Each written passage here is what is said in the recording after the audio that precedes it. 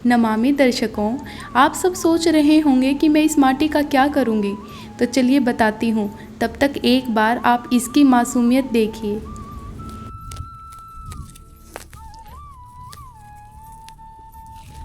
हाँ, तो बात कुछ ऐसे है कि कुछ दिन पहले हम एक नया यज्ञ कुंड लाए थे, परंतु उस पर पेंट की परत अग्निहोत्र के समय जलने के कारण वातावरण में विष घोल रही थी।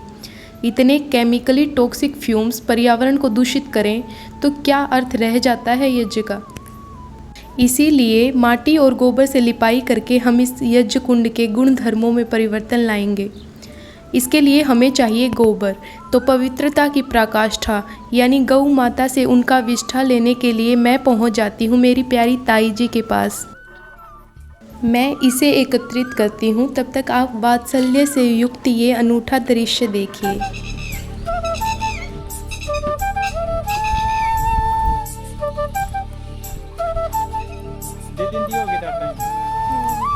कर ले लाड।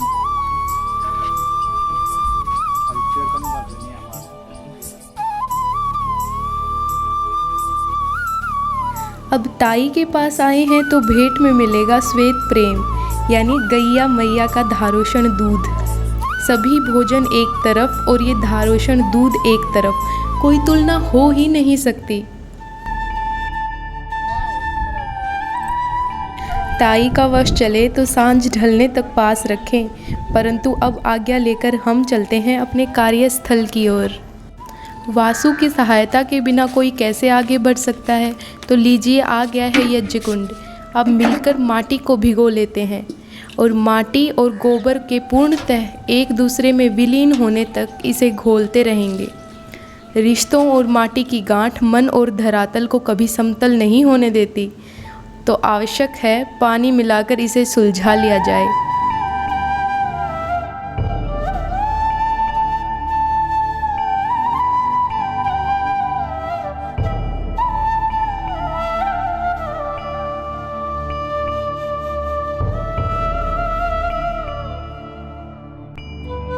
अब यहाँ से शुरू होती है यज्ञ कुंड के गुण धर्मों के परिवर्तन और नवीनीकरण की प्रक्रिया। यह कार्य जितना आसान लगा था उतना था नहीं, क्योंकि पेंट की परत माटी को कुंड पर अपनी पकड़ बनाने ही नहीं दे रही थी। तो पहले एक परत माटी की चढ़ाकर यज्ञ कुंड में धूप लगवाई, ताकि उस परत पर बाद में अच्छे ढंग से लिपाई की जा सके। और ये देखिए इन नन्हे हाथों को, सदैव तत्पर रहते हैं हर काम में अपनी छाप छोड़ने को।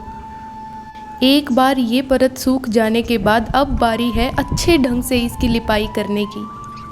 तो झब्बू साहब के द्वारा निरीक्षण किए जाने के बाद ही किसी कार्य की प्रगति या सफलता का निर्णय लिया जाएगा। तो माटी के घोल को तो साहब ने अप्रूव कर दिया है, अब बारी है हमारे कार्य करने की लगन के आधार पर प्रमोशन मिलने की। चलिए अब मजाक से हटकर मैं एक बात कहना चाहूँगी कि मुझे ऐसा लगता है कि हम सभी को अपने धर्म का पालन करना चाहिए, इसमें कोई बुराई नहीं है। लेकिन धर्म और अंधविश्वास के बीच में एक पतली रेखा है। हमें प्रतिदिन यज्ञ करना चाहिए, यह जानते हुए कि गाय माता के शुद्ध घी से पर्यावरण की शुद्धि होगी। लेकिन यज्ञ कुंड पर पेंट की एक परत है जिसके जलने से हवा जहरीली हो जाएगी, यह जानते हुए भी अनजान बनना, धार्मिक होने के नाम पर अंधविश्वासी होना और उसी यज्ञ कुंड में हवन करते रहना, यह गलत है। तो अपने माथे पर अंधविश्वासी होने का कलंक मत लगवाइए। इसी के साथ हमारी लिपाई समाप्ति के छोर पर है। इसके बाद हम यज्ञ कुंड का सौंदर्यकरण भी करेंगे। यज्ञ कुंड के सौंदर्यकरण के लिए माटी लाते समय मैं रास्ते से थोड़ा चूना भी उठा लाई थी। अब इस चूने में पानी डालकर इसे भिगो लेंगे और उसके बाद कूटकर महीन करेंगे। इसे अच्छे से कूट कर और एक घोल बनाकर हम शुरू करेंगे यज्ञ कुंड को अपनी कलाकृतियों से सुसज्जित करना।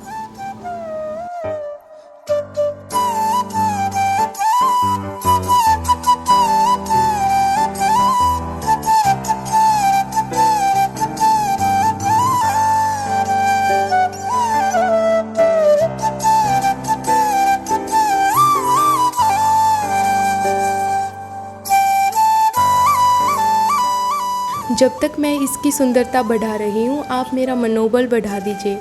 अगर आपको वीडियो पसंद आया तो लाइक कीजिए, कमेंट करके बताइए और सब्सक्राइब कर लीजिए। इससे मेरे प्रयासों को भी न्याय मिलेगा और मेरा मनोबल भी बढ़ेगा। ये लीजिए, हो गया है यज्ञ कुंड का नया रूप तैयार। माटी के गुण धर्मों की चादर स्वयं पर ओढ़कर अब यह बिल्कुल पवित्र है।